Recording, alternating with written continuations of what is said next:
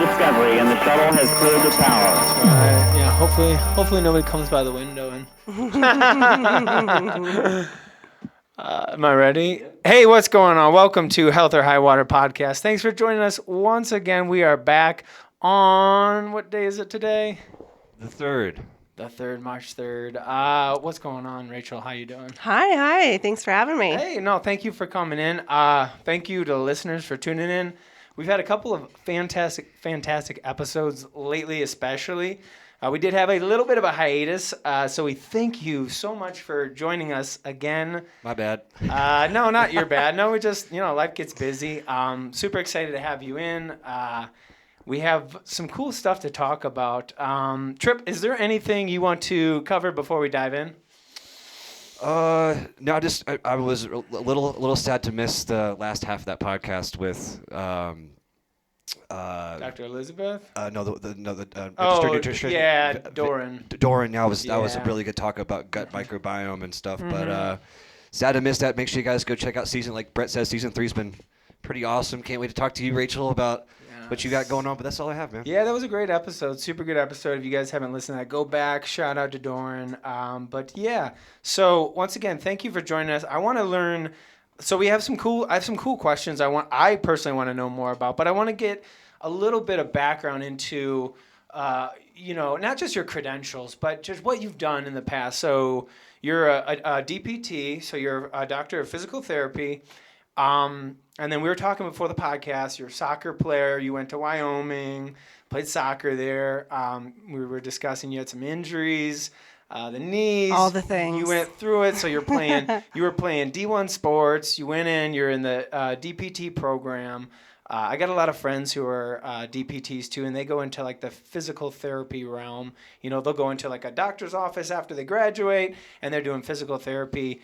When we had a chance to talk, you do a lot of like research, and I want to kind of get into that. Can I pass it over to you, and you tell me about like from when you started when you were in school and you were going through your DPT program, now you're at Anschutz. How did you end up at Anschutz? What was the transition like? Yeah, and I think I'll go back even further. To your point, I was a soccer player in college, so I've grown up playing soccer, and I come from a working class family. So my parents were always very good about saying, go to college so you don't have to work with your body. But what that meant, I didn't really know. So, my exposure was limited to the family physician and like attorneys on TV. And I was like, there's no way I'm going to be an attorney.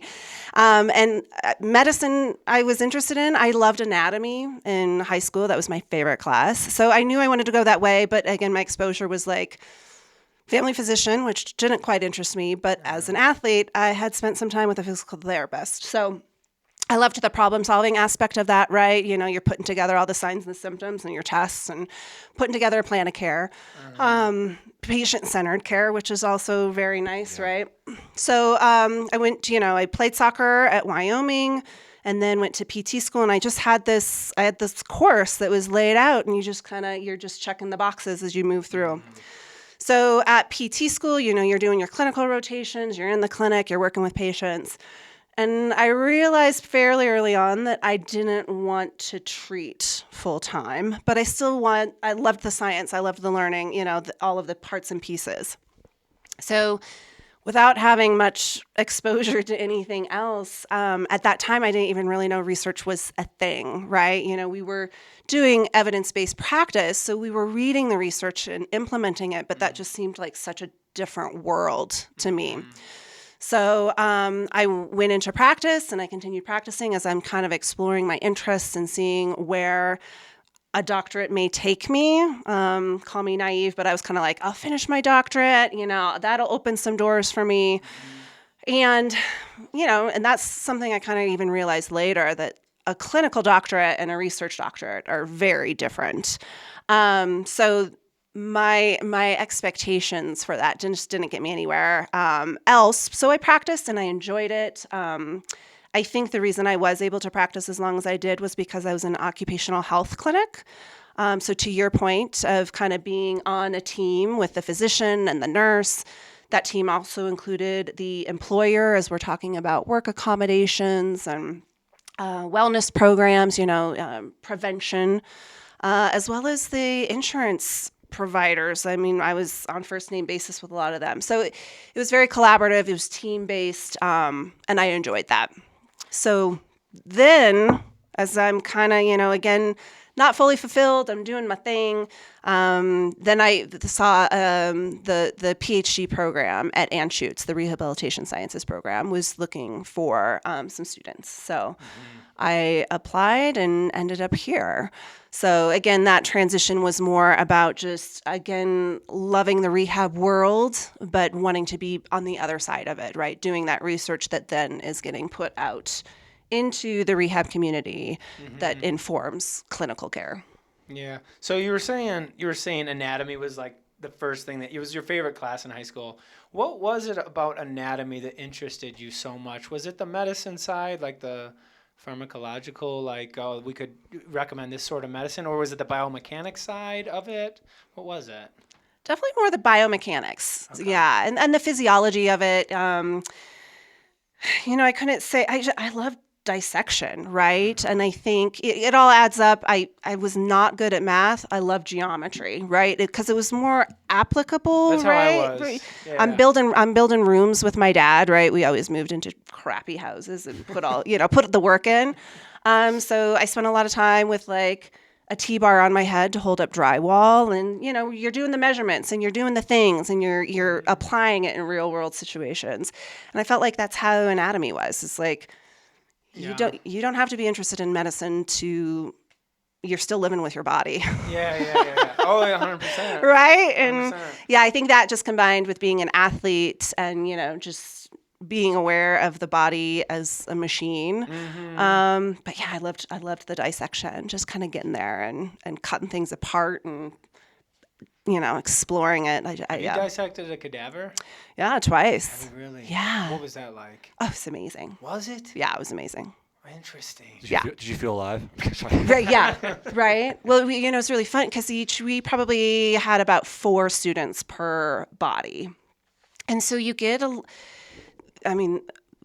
thank God for these people that are donating your bodies, right? Yeah. Because that's how we learn. And so you get someone would yell from across the lab, "Come check this out." So you got to see different implants and, pacemakers. And so all this stuff that you're aware of, but like to see it again in application. Interesting. Yeah. I filed an application. I tried to donate Tripp's body to science, but they wouldn't let me. Rejected. Didn't pass the test. Rejected. Well, that's fascinating. I think I dissected like a frog or a cat or something back in the day, and for me I was like, oh my god, it was alarming. But I can see that as being like a fascinating. Yeah. Someone's got to donate their body, like. Yeah. And say, there's a whole program you can sign up. Oh my God. And then, we do, the schools are pretty good. I'm sure it's everywhere, but I'll just speak to Anschutz. But we have a ceremony at the end of every year, kind of an in memoriam, and we honor those that have donated their bodies. And you get attached to them. And you spend a year with them, and it's really interesting. They come in, and it's certainly an adjustment for a lot of people. I was so excited about it that I didn't have that adjustment period. But there's just little things like the cadavers will come in with their hands and their faces wrapped. And so as you do the dissection and you move through, you get to those pieces last because they're the most personal. So you just, really? Yeah. What do you mean by personal? So like I get the head thing, but the hands? Yeah, the hands too. I always think of, artists. I feel like what for any artist that's doing life, humans, you can always tell the good artists between the face and the hand drawings, right? The hands are really hard to capture in artistry. And so maybe that's because they carry some of this life with them that can be hard to capture. But I don't know. Wow, I guess I have to. And what part of was that part of being a DPT, or is that part? How did you get into? How does that? Yeah. Does every school have that? Every physical therapy program. Goes through Yeah. something So like that, med okay. school. We Okay. actually spent more time on cadavers than the med students did, actually. Wow. Yeah. Was there any with doing that? Was there any like one thing that stood out to you at all? Obviously, it sounds like it taught you a ton. Was there anything that stood out to you where you're like, I couldn't believe this, or this was the most interesting part of all of it? Just the whole thing. Yeah, just the whole thing. The I whole was just experience, in wow. awe. Yeah, I was just in awe of The it. human Yeah. body is the most amazing, incredible. We don't understand. It's insane. So Absolutely. I share that with you. I've Yeah. never done that, but I'm like, to think about doing that is incredible. Yeah. Well, even the history of it, right? Like Benjamin Franklin was known for digging up bodies and like Right. putting them under his house and like exploring on them. Yeah. That's true. And it had to be done in secret because had to. yeah, like It was against religious practices, Yeah. those kind of things. And without that curiosity that you have and people like him had, we wouldn't know anything to what we know right now about the body. no. So it's just like shout out to the history of it too. You know, it's Yeah. You hear it? If Ben Franklin is listening to this podcast, shout out to you. Shout out. Well, it's another interesting, again, I like going back to like the artistry of it, right? Like the netter, the artistry that can come from it as they Yes. were learning the anatomy and they're taking notes and they're doing the sketches. And so you have these manuals, these anatomy books. That's like just Da with Vinci. these- yeah, Da Vinci right. was a great example. Just beautiful. And I think it's this overlap of the artistry of it and the learning and then the mechanics, right? And these inventors, you can learn from the body of how the mechanics work and apply that elsewhere. It's fascinating. The early surgery and early surgeons is a fascinating topic to get into. Have you got into that, and are you as fascinated as I am about that? Absolutely. Oh my gosh. Well, it's always different context, but the conversation of they have to be trained to have a God complex, otherwise you couldn't do it, right? Surgeons have a reputation, and different surgeons have different reputations. For sure. The orthopedic surgeons have, they have their specific reputation, but you need to be trained because I've scrubbed in for surgeries, and to take a drill, right? To take a drill to somebody's body, the confidence that you need to do that, to be sure in your knowledge and your abilities. Gotta. That's fascinating. My God. Look, can you imagine the first couple surgeries where they're like, well, we're we got to do something. Oh Something. my gosh. I guess this will work. We'll hope. We'll hope and see. And to see how Well, and then to get the research on the back end of that, right? Because you do Right. have these doctors that are like, I think this will work. I'm going to do it. But until you start tracking those outcomes and comparing them, and then all of a sudden you're like, okay, well, we need a comparison. Yeah. This doc's doing this surgery this way, and it seems like the outcomes are better, but Yeah. we need a control group. What has been the status quo, and what are the outcomes, and how do we determine which outcomes are the best, the priority? And even that changes, right? I think even now in the research world, the focus has really gone towards, just as in medicine, patient-centered care. So research is going the same way, i.e. as researchers are developing grants and research questions, funders are asking, how much stakeholder input have you gotten on this? Because it may be relevant to you, but the communities that you're targeting, is it relevant to them? Well, even and you could probably talk more about this than I can. I'm obsessed with this book called Blind Spots by Dr. Markey, and he talks about different types of doctors, like physicians and surgeons, arguing the same point. And he brought up the point of appendicitis can be cured a lot easier instead of taking it out, just getting a shot of antibiotics straight into the appendix. But yet surgeons still want to cut you open. So I just thought that was kind of the kind of different surgeons and different doctors want to do different things. I was like, well, the science, says 9 times out of 10, that's going to work. You don't have to take the appendix out. Right. Well, when all you have is a hammer, everything looks like a nail. Is that the? I was waiting for that one. Yeah. Everything's a nail. Yeah. Hip. You look like you need a hip surgery. And it says the hip surgeon. Well, I think, again, all the importance of nobody practicing in a silo, because you do want the surgeon solely focused on surgery because that's how they're going to get to be the best surgeon. Yeah. But if they're practicing in isolation, then you miss these opportunities to intervene at different time points and in different ways. And I think the medical world is improving upon that, right? I think, again, this input from the patient, right? It's about fully informed, having a fully informed patient. So you can give them the options of, there's this more conservative way to do it, but outcomes could be worse, or we could be more aggressive, and it's, again, about information. That's a good point. And it's interesting, too, that surgery, we're in 2025 right now. We thought we'd have flying cars by now. But, we still can't totally fix a shoulder, like a labrum or something like that. We have, what's the percentage of a full recovery? So it's interesting, too, to think about when we're talking about surgeries, like some of the outcomes, we still don't have it figured out. It's not like if you hurt your shoulder, you can just go in and boom, you're fixed. Well, and ultimately, these are people, right? It's not like you're working on a robot where the mechanics are stable. The only input is what you choose to input, right? These are people with histories and personalities and different motivations. And that's right. It's really hard. I think especially in the rehab world, physical therapy world versus medicine. I think medicine has more blunt instruments, right? A surgeon has the scalpel and, you prescribe the medicine versus in physical therapy.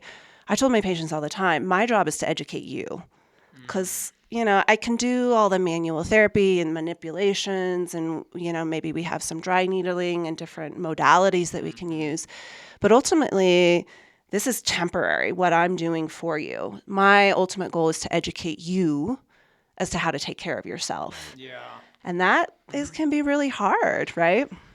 You're talking right up our alley. As personal trainers, it's mindset training. Yep. And really, ultimately, it boils down to positivity and hey, can I recover? Can I lose the weight? Can I get better? A lot of times people come in with negative mindsets, which we all do. We all have bad days and, all that. But, we're trying to, we're in the field of healing, whether it be at a small level or a high level. So it's always, shifting mindsets. Yeah. Which can be hard. I mean, I come from a place of privilege where I'm in an environment that can support a positive outlook, right? That's Very That's true. what it's about. Yeah, It's I mean, about the when you have someone struggling to, they're fearful of where their next meal is coming from, or they're going to lose their health insurance, and then they're coming into my clinic, and I'm like, well, you just need to be more positive, right? Oh, yeah. I would be like, I've got something to say to you if you were trying to pump that into me. So it's hard, we're all trying to make that difference at the individual level. But for me, I always bring back into the conversation that it's at the community level and the state level and the federal level, right? As we're looking at these outcomes, the context really matters. Yeah, tell me more about that. What do you mean by like the federal level and the state level? Are you just referring to like the support that you have from those governing bodies? Yeah, I think support in many different ways, right? Whether it's just funding, right? Are we getting the funding from the state or the federal level to conduct the research, to help both at the individual level or maybe even at the community level, depending on your interest and your specialty. But also, I think, on a very basic level, as a physical therapist, I'm saying, hey, one of the best things you can do for your low back pain is get out and walk. Yeah. And then I'm talking to someone who lives in a neighborhood that doesn't have any sidewalks. Right? They don't come and clear the ice even if there are sidewalks, the ice isn't being cleared. Right? And I think this is even more obvious with my current research is working in the population of lower limb amputation. So, these are older veterans with lower limb amputation. And, you hear they're living maybe in a trailer park with no sidewalks and there's just no place for them to walk. Yeah. And so, it's like, okay, we'll get in the car and go to the mall. It's like, well, I don't have a car. I have to take the bus. Yeah. Right? And then they share these stories about even just accessing the bus station to get on the bus, as we're talking about the road construction out here right now. And it's not safe for them to cross at an intersection because the light's not long enough for them, right? So it's all this, at all all those levels, city planning even, right? We've designed so many of our communities around cars that as we're telling people to get out and be more active, and the environment just doesn't support that. So whether it's policy, city planning, funding for research, it's also interconnected, which can make it hard to be like, okay, this is what I'm going to focus on, and this is what I'm going to, really address at this moment. I want to know more. So we talked a lot about that, the research and where you're at and what you're working on in regards to like the lower limb and amputees and veterans. Can you give us and the listeners like a brief overview of what that is, what the goal is with it, where you're at now? Yeah, so the big study I'm on right now is a randomized control trial. So kind of speaking back earlier to as we see outcomes, how do we know that that outcome is because of the intervention that we've just done versus, you've sampled a group with a positive mindset, so they were going to get better no matter what, that kind of thing. So for a randomized control trial, you have two groups. One that's receiving the intervention and one that's not. And the goal is when people are randomized to one group or the other, statistically speaking, they should be fairly balanced on their demographics, right? Their age and their sex, and if there's comorbidities. It's so hard to do, though, right? It can be really Isn't hard. That, like super challenging. Yeah. So what that kind of speaks to another part of these trials is internal validity versus external validity. So when we try to make things super controlled, you can match, right? When you can match for age, you can match for sex, so that everything is super equal. But when you do that, that means that you generally have to keep your inclusion criteria pretty narrow, right? We're only going to look at men 25 to 30 years old with no comorbidities, and that is great for internal validity, right? We know that if we can really control our sample, we know that what we're doing for intervention is truly what's affecting it. But the outcome for that kind of research is not generalizable, right? So we can't take a study that's looking only at 25-year-old males and tell the general population, hey, we found something and it works. This may work, yeah, exactly. Right? Yeah, So when you increase your inclusion criteria, you are hopefully making the outcomes more generalizable. Yeah. It just then gets a little bit harder and a little bit messier. For sure. Yeah. So that's what's nice about this trial is it is a bit more broad in the inclusion. So we are enrolling older, aging veterans with lower limb amputation from both traumatic and non-traumatic etiologies. So here are kind of, again, speaking to the generalizability, right? The individuals that have a lower limb amputation from, a motorcycle accident in their 20s look a lot different than someone who has an amputation due to diabetes or peripheral artery disease. But we're capturing all of those in this trial. And our goal is to increase daily step count is our primary outcome for this trial, as this population just has a really high morbidity and mortality rate. So as you can imagine, when you're working with a prosthesis, it gets just a little bit harder to move. And even those of us that are able-bodied can have a hard time getting motivated to move. Yeah. So this is a 100% remote intervention. So it's a behavior change modification. We're teaching them to set goals, identify barriers, find cues in their environment. And we also have peer groups as kind of a social support. And it's just about individualized, planning to get them more active. And so, another part of this is we have some individuals that will get wounds from sockets. And so now it's kind of like, okay, we have to teach them to be able to pivot, right? We can't be solely focused on walking if you can't wear your prosthesis. So how can we be active in different ways? So yeah, it's also a very long trial. It's 18 months. So shout out to these participants for volunteering because it's a commitment. It's a long. Yeah. Every time I interact with them, I'm just like, I appreciate you. Thank you so much. What kind of feedback are you getting across the board? Are you getting appreciation? Are you getting sort of like yeah, I'm doing you a favor? Like, what are you getting? All of the above. You know, Okay. you get all of the above. I think we have great interventionists. I think as far as the medical world goes, you know, physical therapists tend to be just really good about getting buy-in from people, right? Because that's kind of primarily what we need to happen to move forward. For sure. Yeah. So I think, you know, our intervention team is awesome. Everybody's really kind. And you get generally, I would say, 2 types of volunteers. You get those that want to participate because they think it will help them.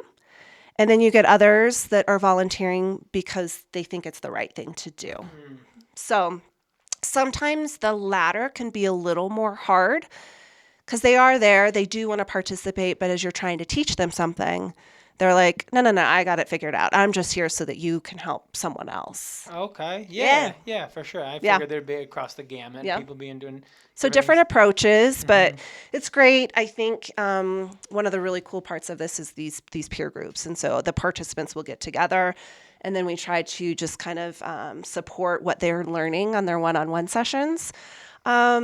So they get time to interact and problem solve together, because even, you know, practitioners that have been in this realm for a long time, it's not their lived experience. So you can learn all you can from the books and, you know, from your training, but you get in there and you're like, someone will say something, you're like, oh, that's genius. Like, of course. I never knew that. So it's fun to hear the exchange of ideas, and even if it's just a little bit, my goal is for them to get out of the peer groups just that wasn't a waste of time. So sometimes the topic isn't what they want to discuss, and they just want to shoot the breeze a little bit, so to speak. For And sure. so, I try not to tell my primary investigator on the trial that, like, we went off topic a little bit today, but this is what they want. This is what they needed. Yeah. So with the peer groups, are there topics you're selecting, saying, hey, I want everybody to talk about this, and then you getting good feedback from them on that?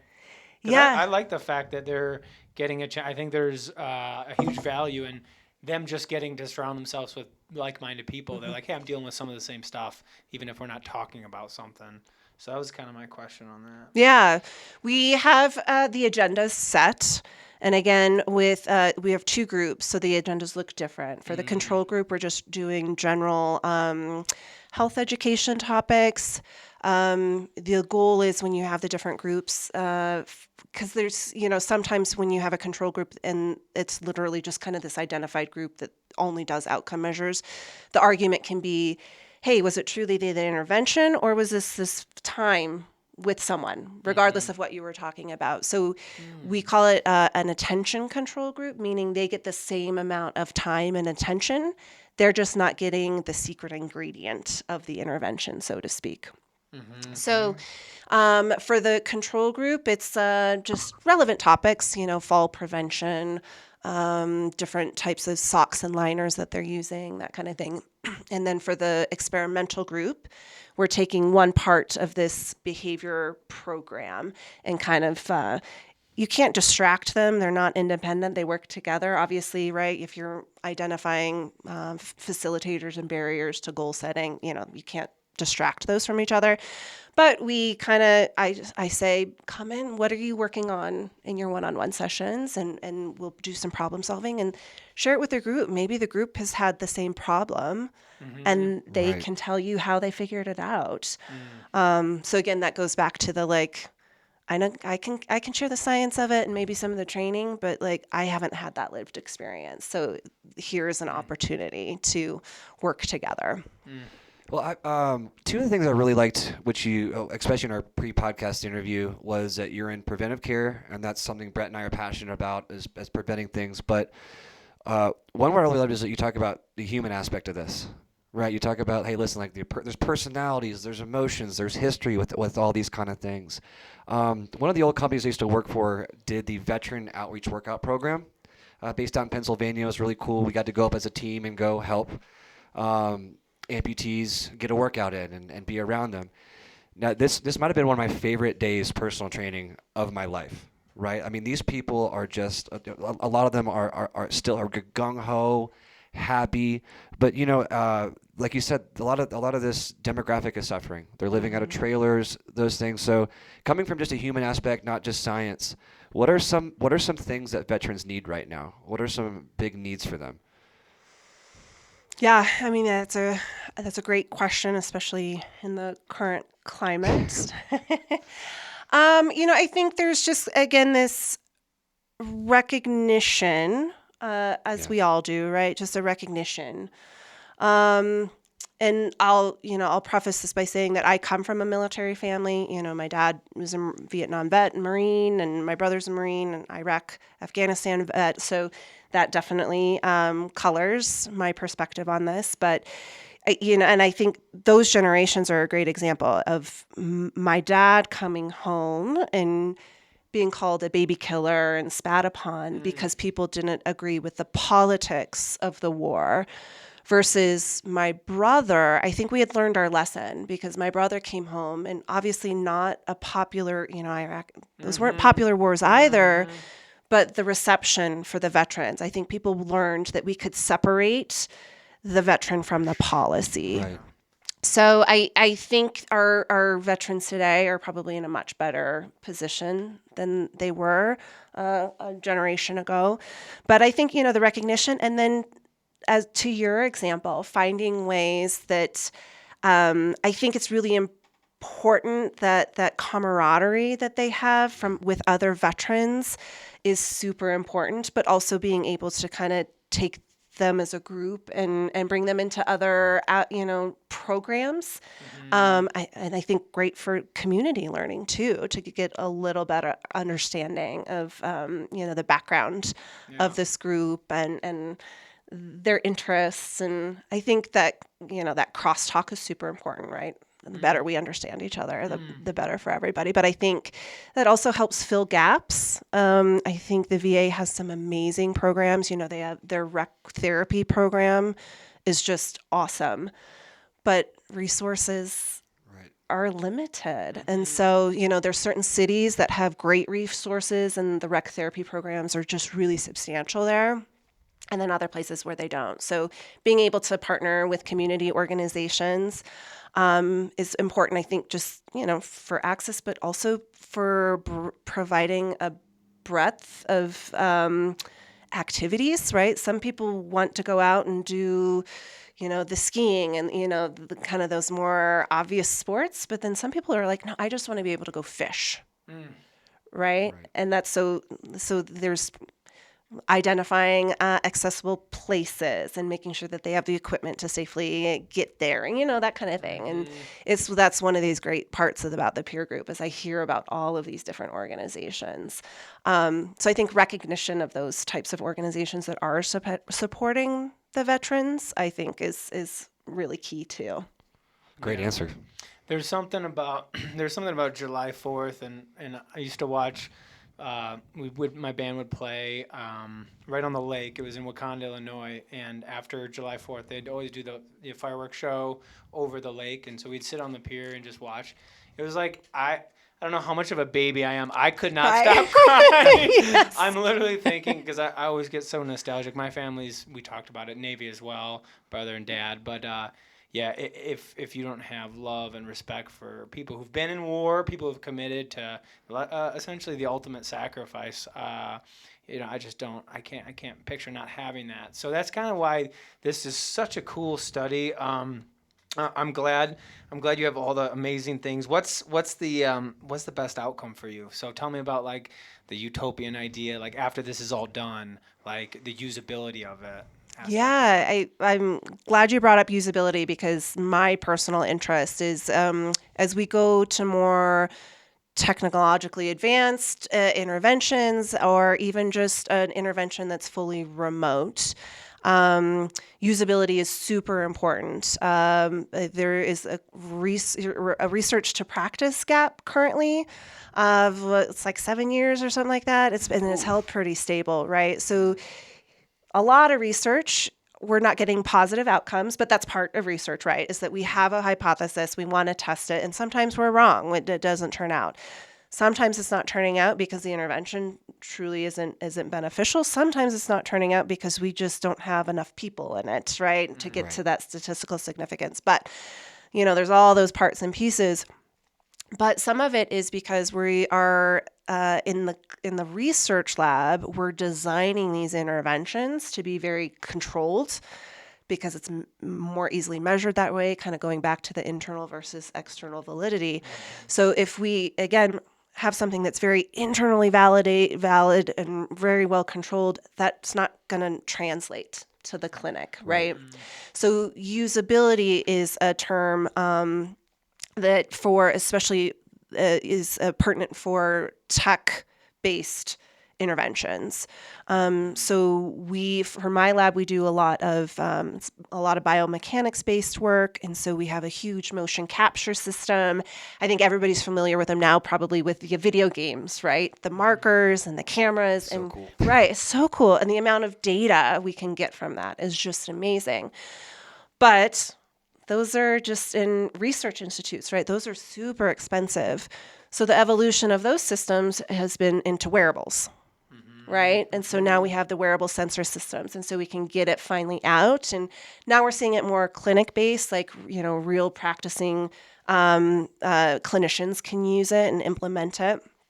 And so now, post-COVID, the move towards telehealth, which is super important for increasing access, especially for generally underserved or rural populations, which are overrepresented in individuals with lower limb amputation.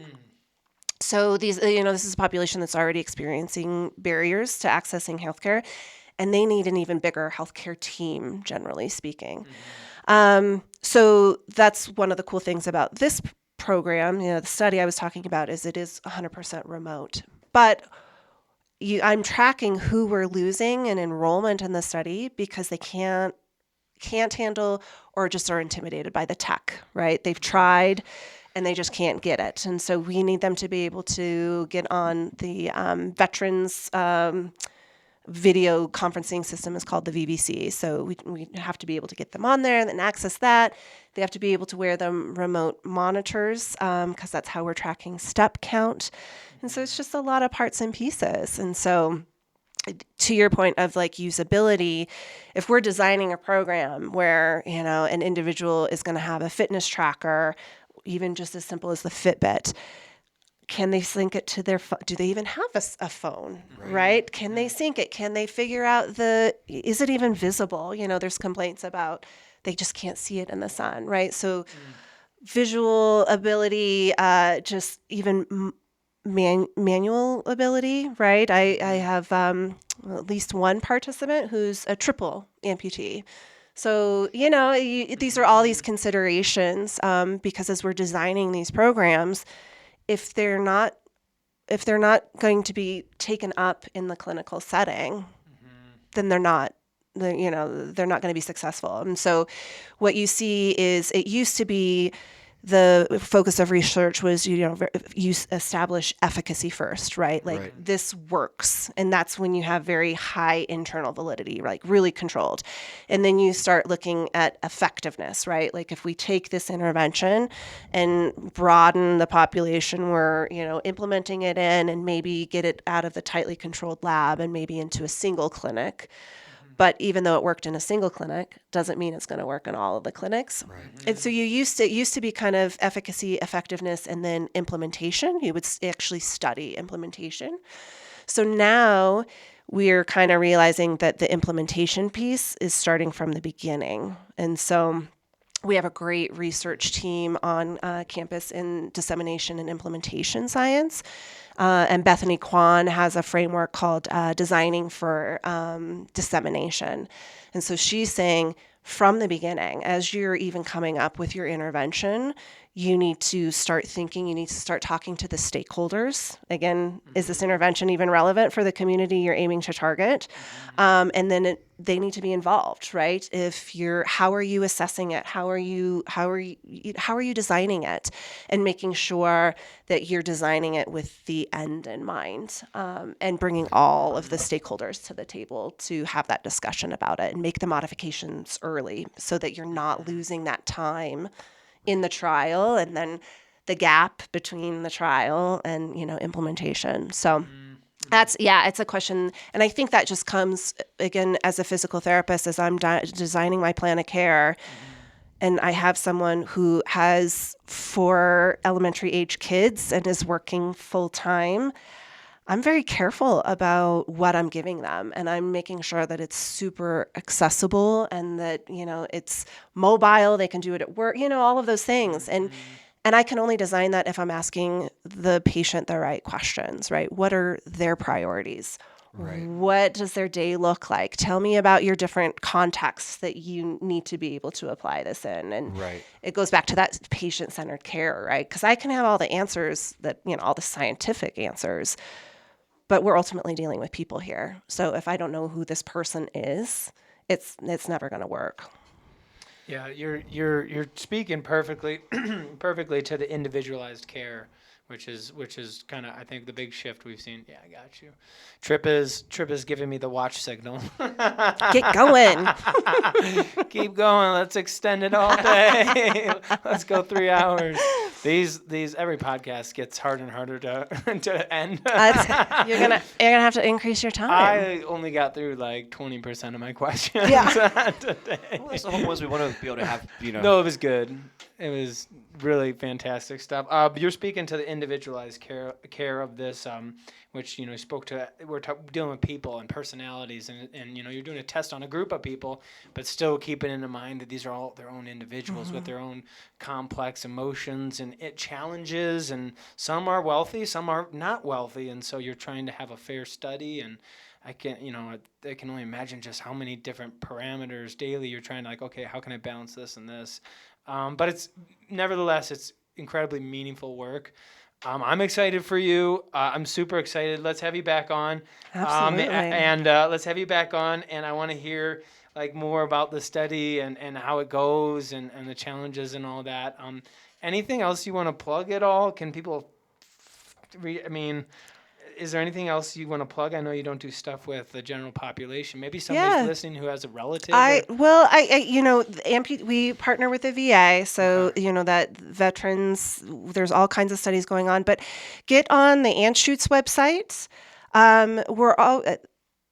Science only moves forward because of volunteers, right? I mean, we talked earlier about cadavers, right? Those are people that are contributing in a huge way, obviously. But get on. There's just ongoing studies that need people to volunteer because again, we can't do these studies without people participating.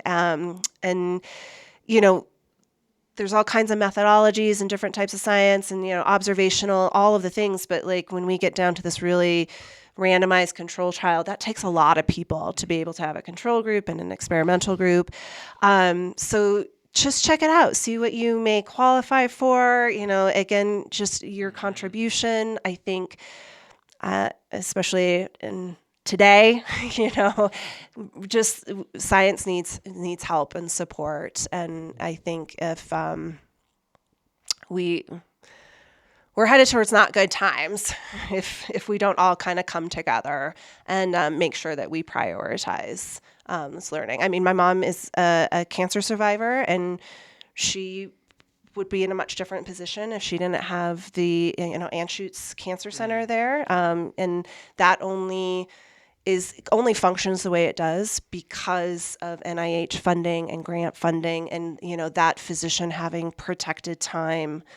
Right, if he was working in a private clinic and just billing insurance, and her outcomes would have looked a lot different. I'll just say that. So that is my plug.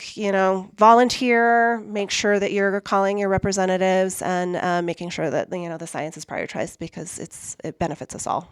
You hear that, you guys? Go sign up. Go help. Sign up one way or the other. Go help science. There's a lot of studies out there, and we need a lot of people. Some of them are really fun. You get some free personal training and free, nutrition guidance and all of the things. So free food sometimes. Yes. I'm signing up. Gift cards. We, for our study, you get a free Fitbit. So there's. See.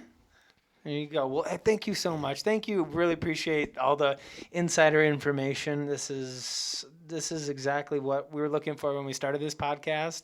is to hear stories like this and interesting things. So there's Absolutely. a lot of amazing things in the next 18 months for sure. But I mean, just in the years to come with what you're doing, what, Dr. Elizabeth Goldberg, who was on here, what she's doing, other people at Anschutz. You had mentioned someone before the podcast who was David Howell? David Howell, yeah, for concussion yeah, work. CTE stuff, concussion work. So these are all fascinating, fascinating projects, and the science is developing. So So thank you for the listeners. Hope you guys enjoy this episode. Hope you have a great rest of your day, and we'll see you next time. Peace out.